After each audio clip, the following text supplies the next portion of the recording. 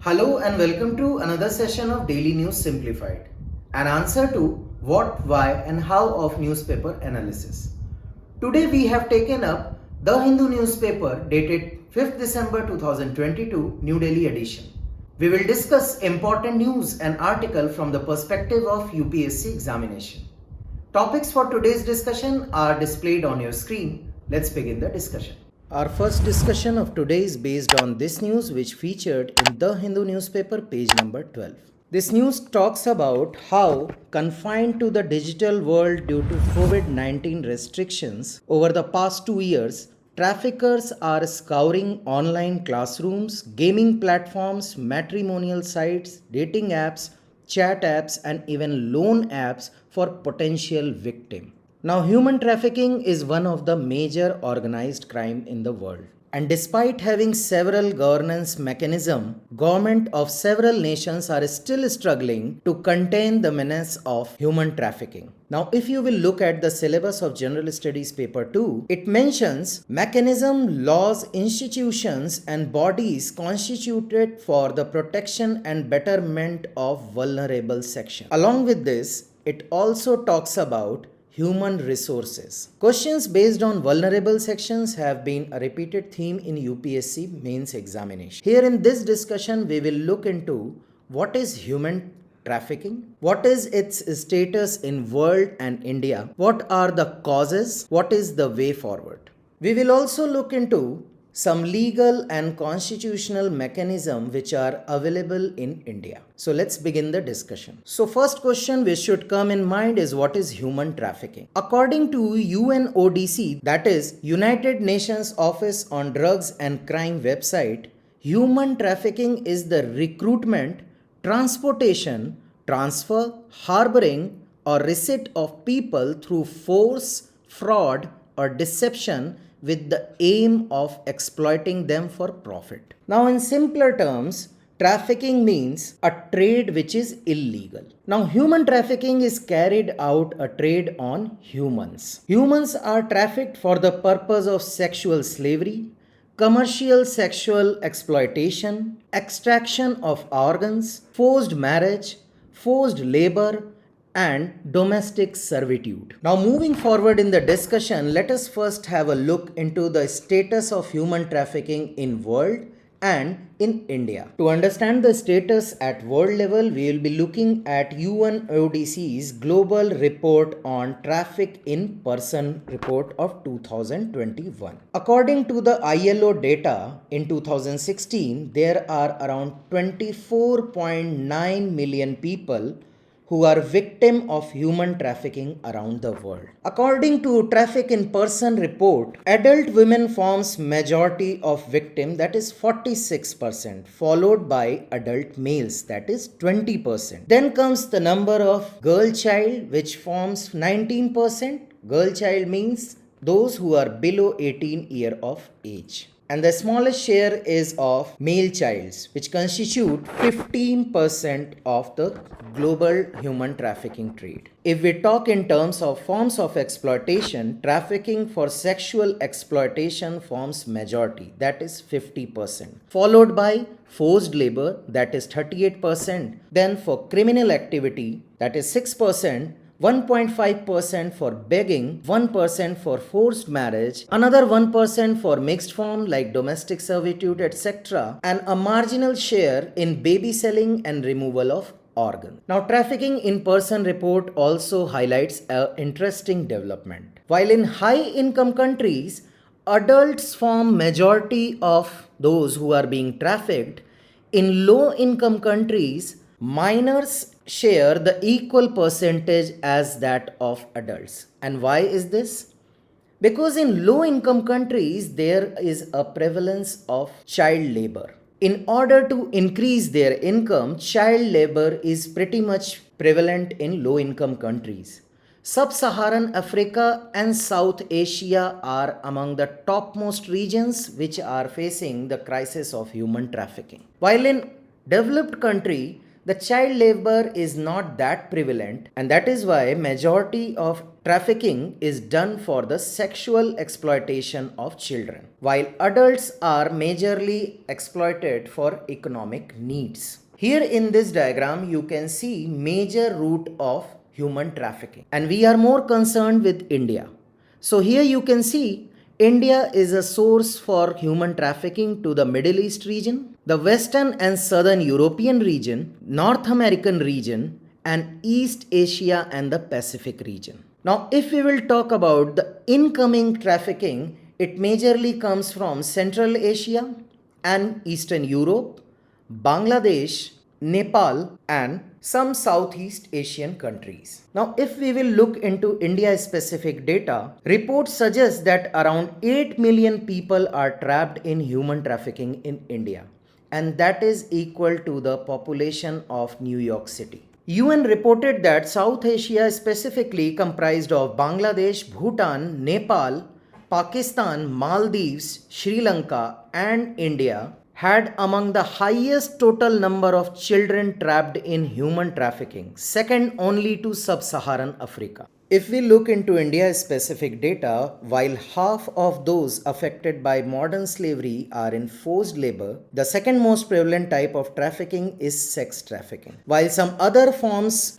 of trafficking which are prevalent in India includes forced marriage, forced begging, and forced criminal activities. Now, having seen the status of human trafficking at global level and at national level, let us have a look at the provisions which are there for tackling human trafficking. Now, you can broadly categorize them in three heads. First is constitutional provisions, legal provisions, and some other acts. Now, the Indian Constitution prohibits trafficking in person and guarantees many of the internationally acknowledged various human rights norms such as the right to life and personal liberty, the right to equality, right to freedom, the right to constitutional remedies. Article 23 specifically prohibits human traffic, making it an offense punishable by law, and also prohibits forced labor or any act of compelling a person to work without wages where he was legally entitled not to work or to receive remuneration for it. The Bonded Labor System Abolition Act of 1976 has been enacted by Parliament to give effect to this article. Article 24 prohibits the employment of children below the age of 14 years in factories, mines, and other hazardous jobs. Parliament has enacted the Child Labour Prohibition and Regulation Act of 1986, providing regulations for the abolition of and penalties for employing child labor as well as provisions for rehabilitation of former child laborers. Now, there are some legal apparatus too. Indian Penal Code of 1860 addresses the problem of human trafficking.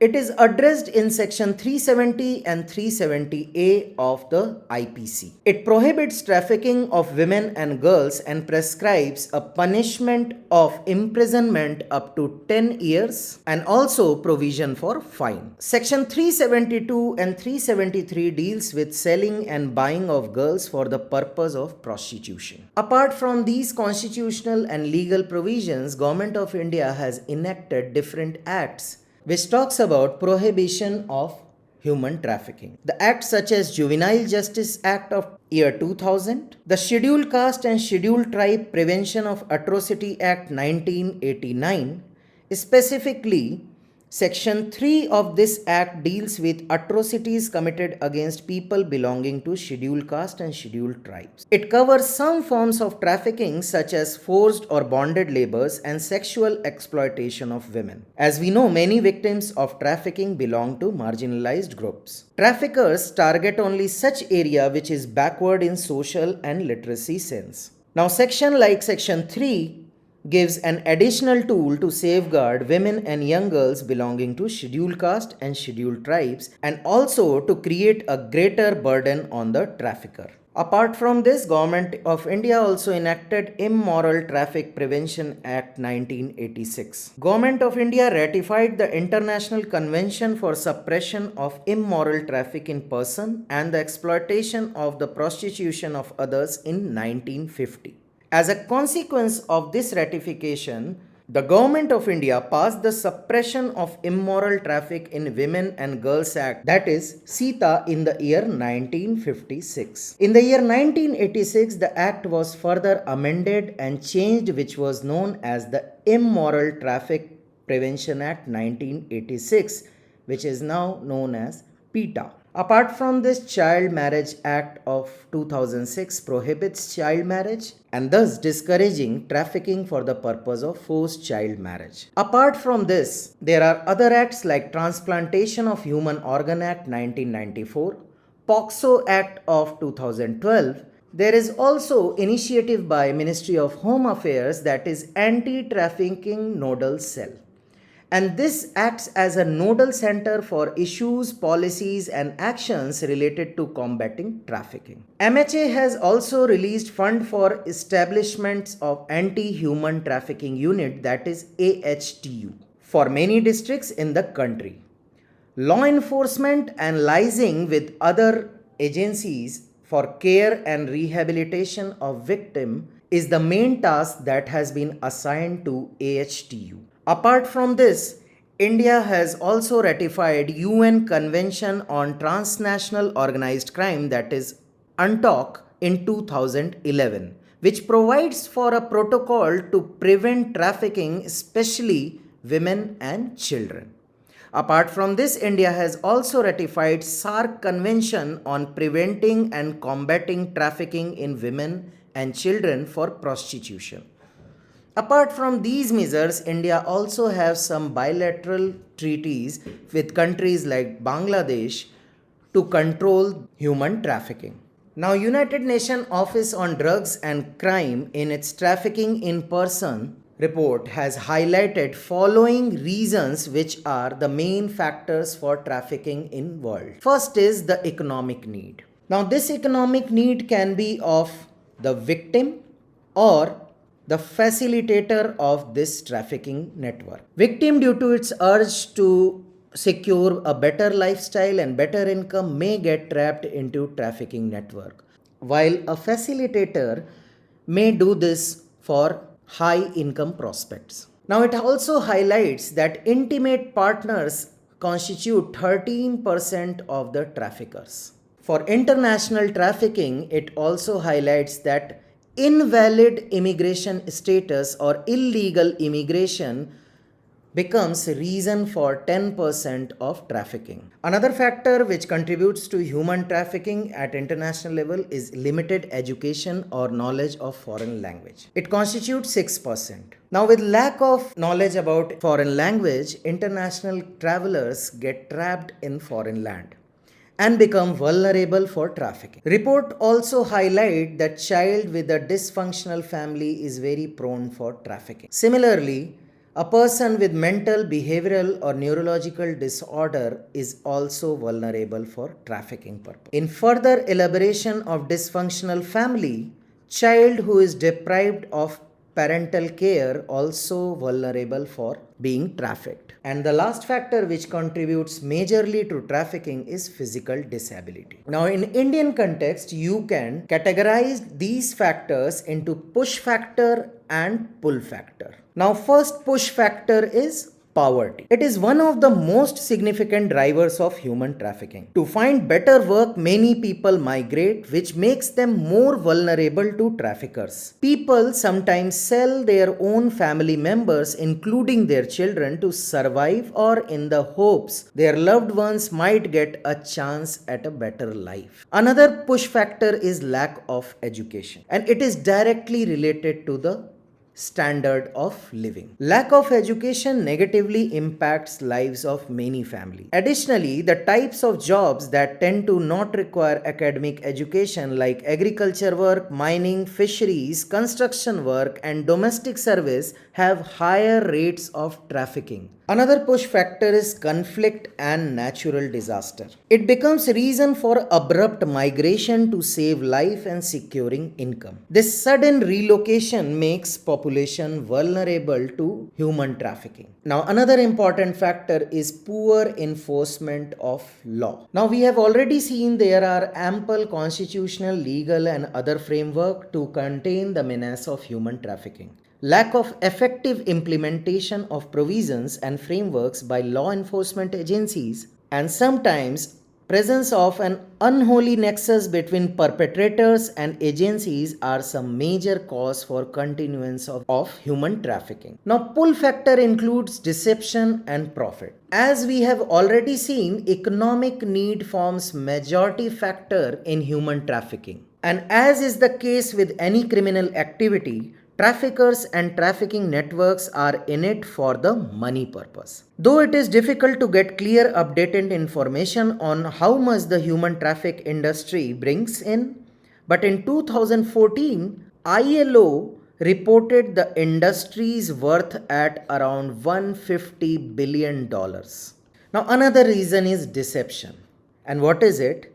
Lucrative employment propositions in big cities, easy money, promise of better pay, and comfortable life by the trafficking touts and agents pull the vulnerable population towards these networks. Apart from this, demand of young girls for marriage in other regions act as a pull factor for migration. Take an example of a state like Rajasthan and Haryana, where female feticide is rampant. Now, due to lack of adequate number of women in their population, these regions act as a pull factor for the marriage purpose. Now, agents and touts exploit this demand and supply scenarios. Now, let us have a look at the consequences, which are majorly related to the mental trauma and psychological issues.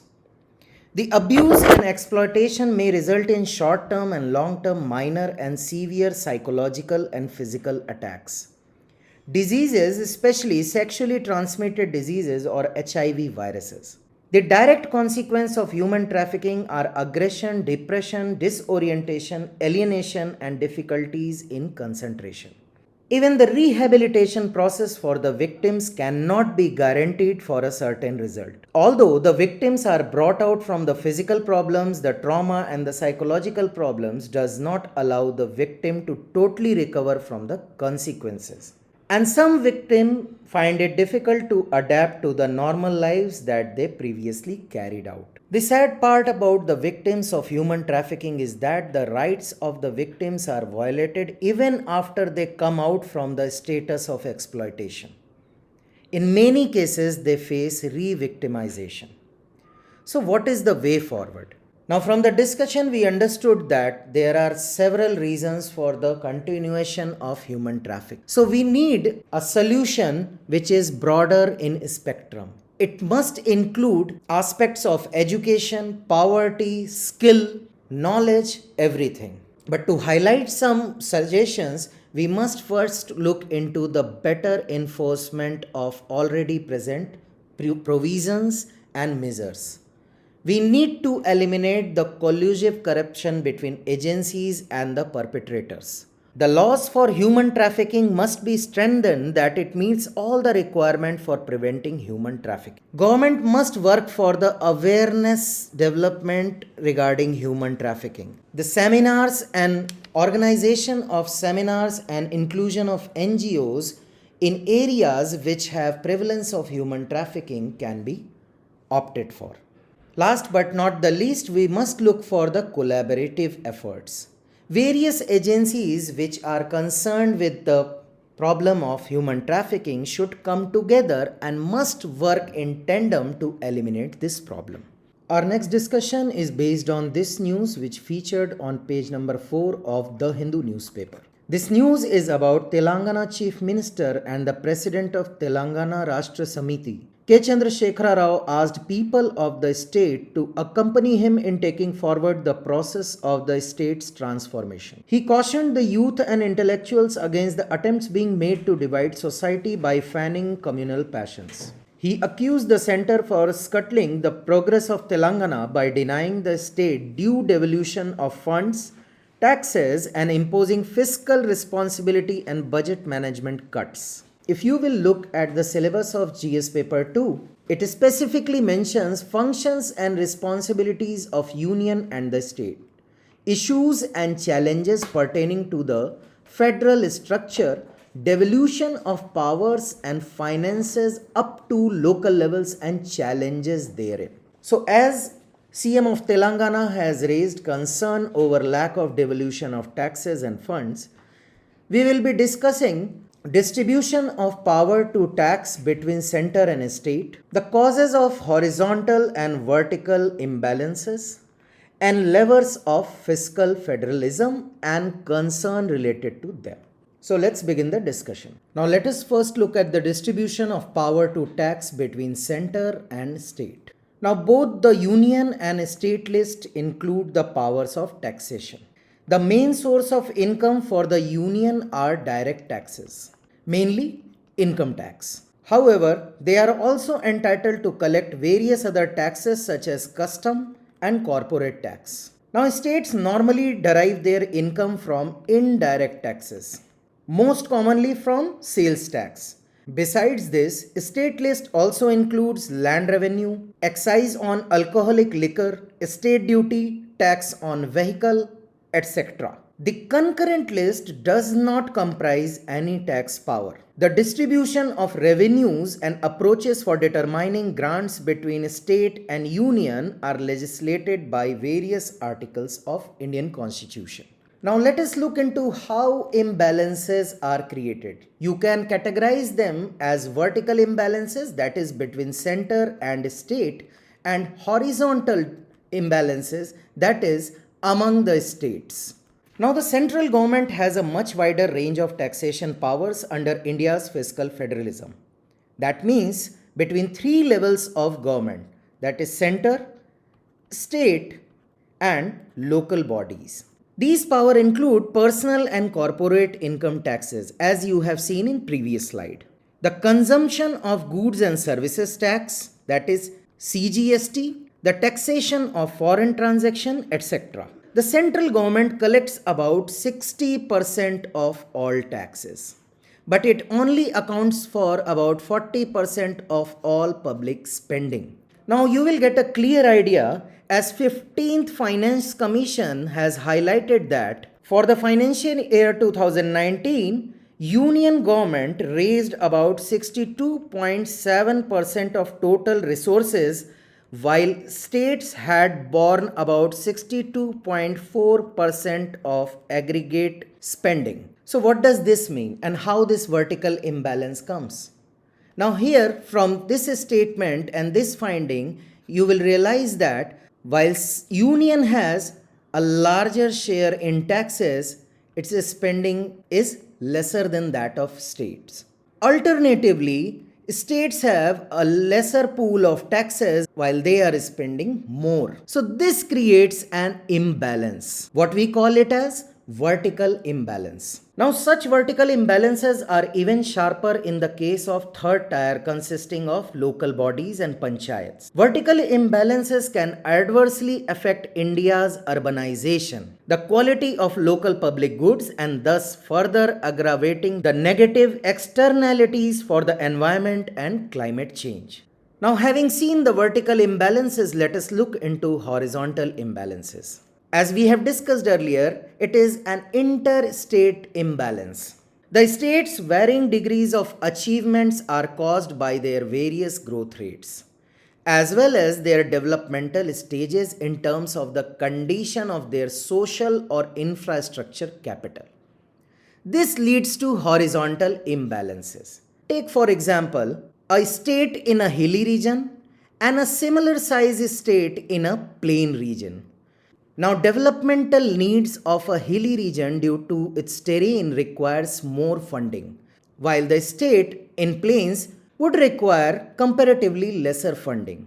But now, if the devolution of taxes are similar in both states, it will create an horizontal imbalance.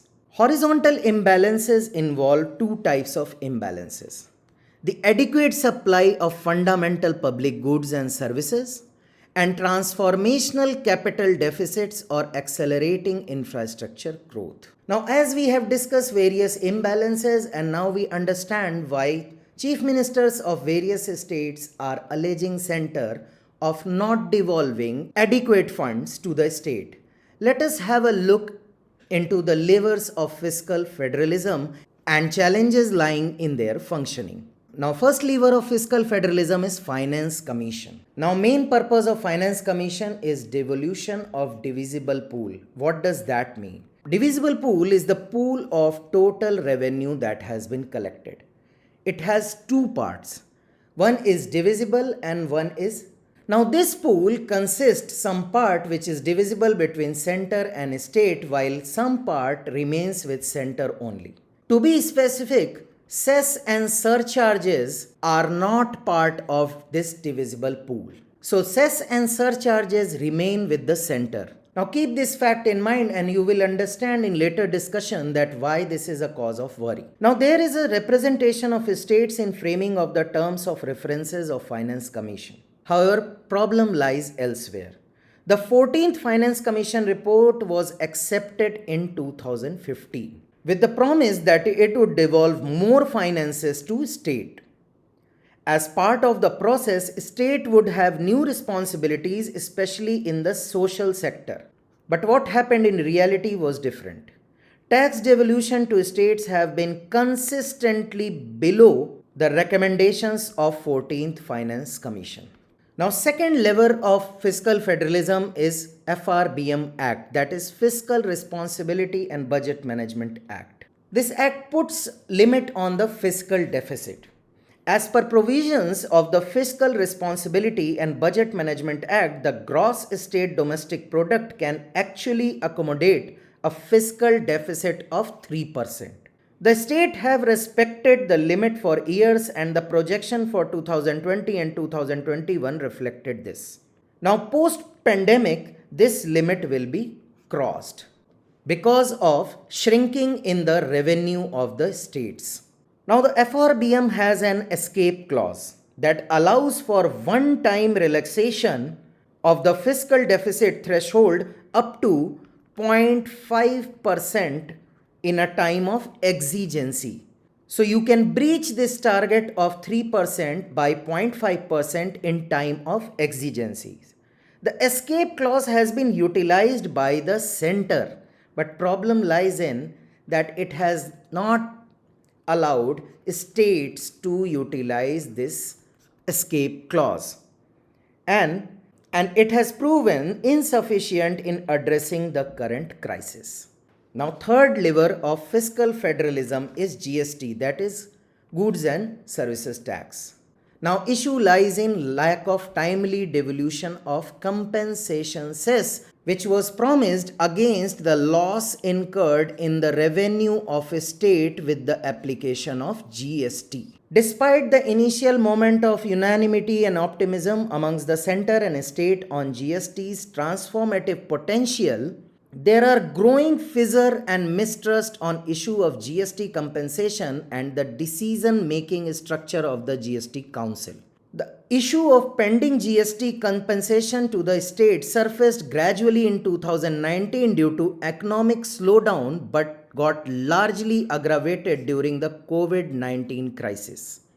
During the peak of the pandemic, on one hand, the health crisis induced economic slowdown severely dented the revenue of the states. On the other hand, it was the state governments who were primarily positioned to face the ground level challenges of COVID-19 mayhem. In such a situation of tremendous exigency, federal contention over the laggard supply of GST compensation by the center to the states came to the forefront. Many opposition-ruled states accused the center of not providing them with their dues that have been seriously undermining their efforts to combat the health crisis and initiate a plan for post-pandemic economic recovery. Rather, during pandemic, the center recommended the states two options of borrowing to compensate for the GST revenue shortfalls. That further triggered protest from states, as they claimed that center was compelling them to take loans instead of giving them the promised revenue, that is compensation. Now, another bone of contention is cesses. As we learned earlier that cess and surcharge do not form part of divisible pool. Center has imposed a series of cesses which are not part of the divisible pool. and not shared with the states. So what is happening here? If you will consider it as a pool of taxes, this is non-divisible part. Now center is raising this portion without making any change in the tax structure. Thus, center by means of increasing cess and surcharge is increasing its income, while states are at the same position because cess and surcharge do not form the divisible pool. So to sum up, India's fiscal federalism driven by political centralization had deepened socio-economic inequality, bellying the dreams of the founding fathers who saw a cure for such inequities in planning. It has not altered interstate disparities either.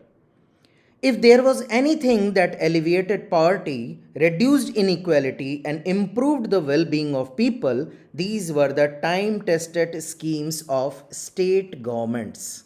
But they are now under threat. So, that is all for this discussion, in which we learn about the taxing power of center and state, the vertical and horizontal inequalities, and the levers of fiscal federalism and issues related with them. The last topic for today's discussion is based on this news which featured in the Hindu newspaper page number 8. The news is about how China recently convened a meeting of First China-Indian Ocean Region Forum in the city of Kunming. This was organized by the China International Development Cooperation Agency, that is CITCA. This step is in line with its growing strategic and economic interest in the Indian Ocean region. It was attended by representatives from 19 countries in the region. India did not attend this conference. However, India was invited for this conference. If you will look into the syllabus of General Studies paper 2, you will find subtopics like India and its neighborhood relation, bilateral, regional and global groupings and agreements involving India or affecting India's interest, effects of policies, politics of developed and developing countries on India's interest and Indian diaspora, and important international institution, agencies and fora, their structure and mandate. And UPSC has been asking questions in mains examination as well as in preliminary examination on the basis of various groupings, initiatives and summits. So let's begin our discussion. Now, what is this China-led Indian Ocean Forum? It is a high-level official development cooperation forum jointly held by China and the countries in the Indian Ocean region. It proposed to establish a marine disaster prevention and mitigation cooperation mechanism between China and countries in the Indian Ocean region. All the countries agreed to strengthen policy coordination, deepen development cooperation, increase resilience to shock and disasters, and enhance relevant countries' capacity to obtain economic benefit through use of marine resources such as fisheries, renewable energy, tourism, and shipping in sustainable way. Now here is the list of the participants countries, namely Indonesia, Pakistan, Myanmar, Sri Lanka, Bangladesh, Maldives, Nepal, Afghanistan, Iran, Oman, South Africa, Kenya, Mozambique, Tanzania, Seychelles, Madagascar, Mauritius, Djibouti and Australia. You can see almost all important neighboring countries of India and the rim countries of Indian Ocean region have participated in this summit. What is the relation that India shares with this forum? India, being a major country of the region, was invited as told earlier.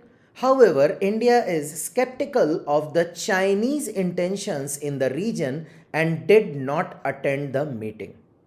There is another reason that India, along with Australia and Maldives, asserted that Indian Ocean Rim Association, that is IORA, is the only regional forum that represents Indian Ocean region.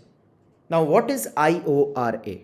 Indian Ocean Rim Association is a dynamic intergovernmental organization aimed at strengthening regional cooperation and sustainable development within the Indian Ocean region through its 23 member states and 10 dialogue partners. All sovereign states of Indian Ocean Rim are eligible for membership of the association. To become members, states must adhere to the principles and objectives enshrined in the charter of the association. Here you can pause the video and have a look at the members of Indian Ocean Rim Association. In this map, the member countries are represented. Now, having seen details of two forums, let us discuss what is China's actions in the Indian Ocean region. Now, China is a major trading partner of the countries of the Indian Ocean Rim. Indian Ocean Rim is vital for Chinese trade, which passes through strategic choke points like Malacca Strait, Strait of Hormuz and Suez Canal. Now, majority of crude oil import of China passes through Malacca Strait, which is located besides Indonesia and connects Andaman Sea with the South China Sea. Thus, if any situation, this strategic location is blocked by rivals of China, its oil imports and trade would be adversely affected because of lack of alternative routes. Now, Sitka Forum is the latest initiative to reflect Beijing's view that it has a clear stake in the region, that is Indian Ocean region. China also sees Sri Lanka as an important partner to counter India. Now, you all know about a string of pearls. Through it, China wants to encircle India by developing various Chinese-dominated ports in the Indian Ocean. For example, Hambantota in Sri Lanka and Gwadar in Pakistan. Beijing's first ever overseas military facility was set up in Djibouti near the Horn of Africa, across the Arabian Sea. Chinese military ships, tracking vessels and submarines have been visiting ports in the region with greater frequency. Now, as per the article, we have seen what is this forum is all about, what is Indian Ocean Rim Association, and why China is asserting itself in Indian Ocean region. We know that Indian Ocean region holds importance for India also, for economic purpose, strategic purpose, and also from the point of view of food security. So let us have a brief look at the way forward for India. Now, India is in the list of top economies and is growing rapidly. The island nations are badly hit due to COVID-19, where India shall act as a friend in need. It will have to be the first responder and provide security and support to the countries to get back their support in future. Delhi is seeking for a balance between its Act East and Look West visions. The consolidation of its Indian Ocean region vision will be crucial for straddling its two subtly variants of visions for the two ends of the Indo-Pacific seaboards, that is East and West. To counter China rather than competing with China, India should continue a goodwill factor approach and must gain support and control in this region. India must take necessary steps to increase investment in its navy.